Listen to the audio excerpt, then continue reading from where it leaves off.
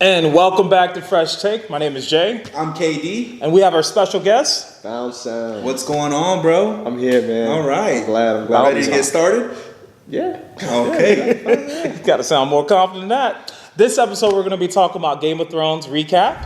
But before we get started, you guys, make sure you like, comment, hit the bell notification so you can get the latest, greatest episodes of Fresh Take. And make sure to subscribe as well. Subscribe. So, starting this off, it's season. We've been waiting for 2 years for Game of Thrones. Yes, we have. And it's been too long. Way too long. Way too long. I actually forgot that, this was going to be the week, and I had to make preparations. I threw a little party with these guys. Get together. I love this. Yeah, it was really fun. good. A lot of food. It was. A lot of food. A lot of griot. Yeah, A lot of other cooked island food. But Yeah. but it was a good meeting.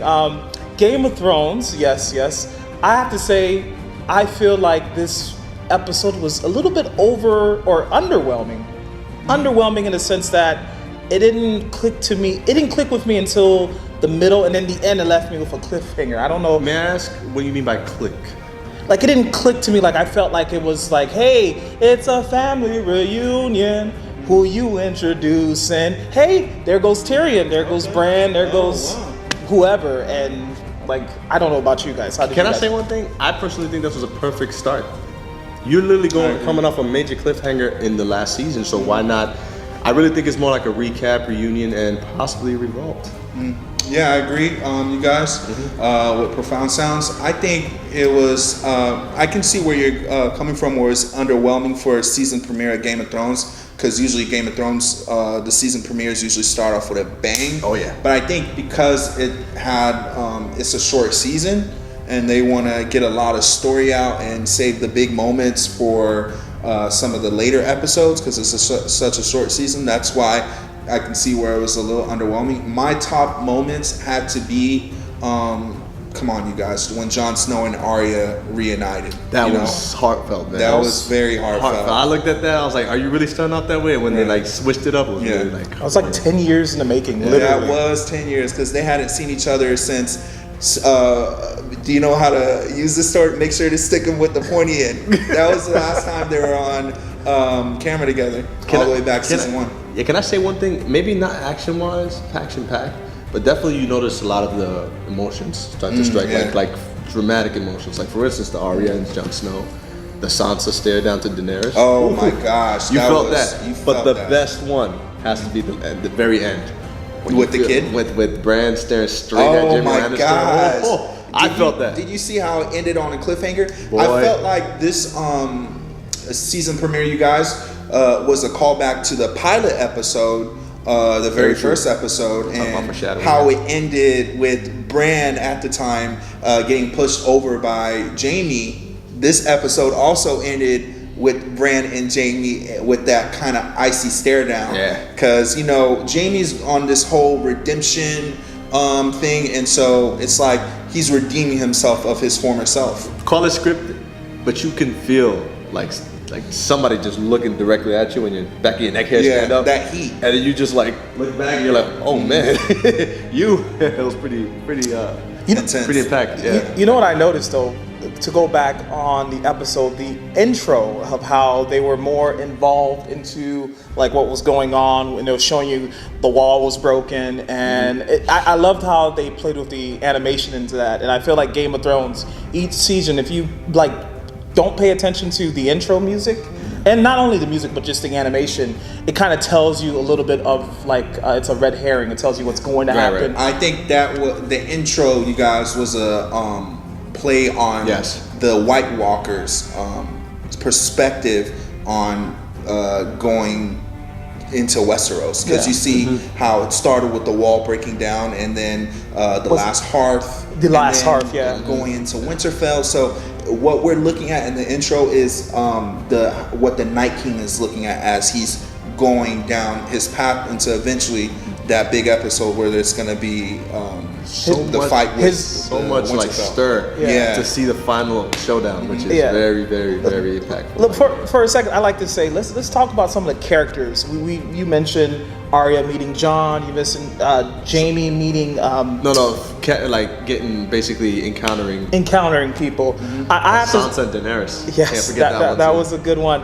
But encountering that, I feel like some of the highlights also were just not only the people meeting, but you see what's happening in each region. Like you're traveling the world. You're going to King's Landing, or not so much this season, because this season's not about politicking anymore. This season is about survival. So you don't get to travel the world, and if you do, it's like Game of Thrones. The criticism the last couple seasons has been like they have like a magic carpet, because remember in previous seasons it would take a whole 2 seasons for them to get to Westeros, and then to get to from King's Landing all the way to Winterfell. It took 2 seasons. Now it takes like a whole 2 minutes. Pretty much. So it's like now it's just focusing on the main character and the main arc, which is the battle of the living and the dead. Yeah, and what happens in between that war. It's a lot of stuff was built on, which we actually saw the last season, what a lot of plans is going to unfold in this war, which of course the Lannisters have a little bit of a... I feel like still you get the sense of like it's right now the first episode's all happening in Westeros, and we're seeing what Cersei's planning for. We see what Daenerys is planning for. We even see what the Greyjoys, if you saw they the brother and sister reunited and what they're planning for. They go to the Iron Islands. I still think the most exciting thing about Game of Thrones is still the lingo. I love the combat verbal combat between Tyrion and Varys, how they were talking about balls, and you don't have balls, and then you're good for a small guy with balls, and it was just like a lot of balls in it.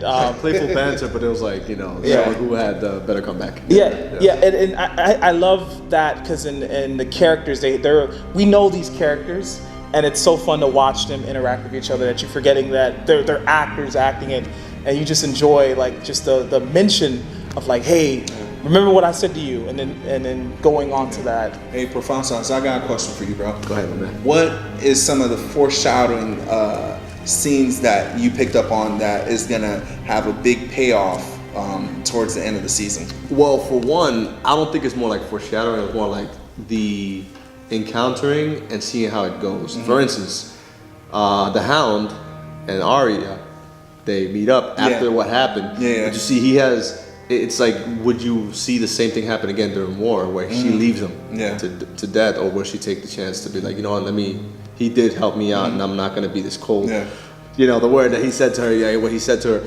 And also I was thinking the great like the reuniting and the I guess coming up with a Profound Sounds. You just want to play Reunited and feel so good during this whole Probably. episode. What I was saying was more like they fought first, and then they kind of like become friends after that. Like what's it? Tarth? What is it? Brianna Tarth. Brianna Tarth and the Hound. It's weird. It's gonna be like a little love-hate relationship, which becomes probably like something cool. I feel like, remember when you guys used to watch Flavor of Love, and you just be like, this person. Flavor of Love. I'm taking it back to the early 2000s. Like, come on, bro. So I feel like, who's gonna win Brienne's heart? Is it gonna be the Hound, or is it gonna be Torment? Torment. Yes, because I feel like at the end of the day, Torment should have a better chance, but she has that weird relationship where she respects people. Or Jaime. Or Jaime. Yeah, But I mean, he does like having sex with his sister. It's Game of Thrones, guys. Oh, speaking of which, that quote. What? That one of the what is it, the Greyjoy? What is he? The one he said to Cersei? Which one? Where he voiced in the ear, I'm gonna put it. I'm gonna put a baby inside of you. Yeah, and you were like, you're kind of late, bro. You're a season and an episode too late. See, and that's one of the things I didn't expect Cersei to actually keep her word. Yeah, consummate. We're taking it way back, bro. You guys. I mean, there was no talk about this, but gosh, who's gonna fight the Mountain or the Undead Mountain? We talking about Clegane Bowl? Clegane Bowl. Yeah. Bro. That's what I was trying to have a call back earlier, is that one of the foreshadowing scenes for me, you guys, is when Bran and Tyrion had that icy stare down. I think what we're seeing right now is Sansa called Tyrion out. Yes. he's struggling within being back in Westeros. Yes. He was trying to almost like lie to himself that he knows Cersei's not going to really bring those soldiers. And so what we're seeing is the downfall of Tyrion Lannister, which I never thought we would see. But I think he's one of the people that will die by the end of the season. Oh man, that's my favorite. That would be though. sad, man. The way really Bran had that stare down with. Right, very true. Yes, with Littlefinger last season, you guys. That's true. And whoever he stares down, something really monumental happens to him. Yeah, very true. Yeah. Well, that's a good point. Yeah. Littlefinger only got screwed by Littlefinger because he fell. You know, he wanted to give Sansa his little finger. So I know that's a play on words. It was good though. But I feel like when you make an emotional judgment, and I think the biggest thing is I feel like Tyrion's is trying to serve the queen, and if it goes on, if Daenerys is going to win, but we don't know. George, can we talk about that though, man? Seriously, you see how everybody is like, because the thing is basically what it is that a lot of people feel as though in Winterfell, Jon Stark should be the king, being Jon Stark? Isn't it Aegon? Aegon, yeah. Aegon Targaryen. What I'm referring to, yes, he should be the actual king of the seven kingdoms. Seven kingdoms instead of Daenerys, and you can just see this mutiny unfolding eventually, because people really still feel, before they even say that he's a Targaryen, they still think he should take Winterfell back instead of saying that taking the knee to Daenerys. So well, I have to say, just to wrap this up, looking forward to episode 2. What do you guys think are going to be some of the biggest moments, just to foreshadow, like what's going to happen? I think the arc of Jaime Lannister coming back to Winterfell, where it all started, that's going to be a big play, and just Tyrion Lannister struggling within Westeros. We're in the second half of the last season before the actual war, so I think they're still going to do a little more unfolding. Like for instance, the whole situation with Daenerys, maybe being taken down by her own nephew. You know what I mean? Like in this case, they have to kind of speed it through because the war's about to happen. You know what I mean? So I think they're going to really talk about the whole interaction between Jon and Daenerys. I feel like this episode is going to be the setup for the big battle. I could be wrong. Usually when we had Game of Thrones episode 9 were the big battles and the big things that are happening, but I feel like this is going to be the big battle. You're going to find out who really is not going to make it. It's pretty much, you're going to see go big or go home. Go big, go home, the war. But I feel like this is going to be Arya's moment to be Arya, and you're going to see why she's so valued as her training as an assassin. So listen, before you even go there, I just want to mention, I was going to ask you guys, who are you guys rooting for besides maybe Arya? Because I like Arya. And besides the main characters, like who are some like people that you actually want to see survive? I don't know yet. I want the Hound to win. I'm rooting for the Hound. You definitely are waiting for the Clegane Bowl, huh? I want to see some kind of justice. That man has been beaten. Fire, his brother, and Brienne of Tarth, which is nothing against that. It's just the fact that he's just lost, just taking L's. Right. He has to get a win. Yeah. I still say overall, I feel like who wins the Game of Thrones is who defeats the Night King. If they defeat the Night King, good. If they don't, then that's who wins. But it's George R. Martin, and he's a person, he doesn't like happy endings. You could have something where everybody dies. Literally, everybody could die. It's Game of Thrones, people. Don't forget. Yeah. Don't forget. You're watching Game of Thrones. Reckless disregard of killing. Pretty much, yeah. But that's our show for this week. Make sure to like, comment, subscribe, hit the bell notification to get the latest episodes. Thank you for being here, Profound Sounds. It's always a pleasure. I would love to do another one. We love your company. You guys are great. Come back for our next recap. Of course, bro. You guys. Definitely. Stay tuned for our next recap, episode 2. And we will see you guys soon. Bye. Peace. Deuce.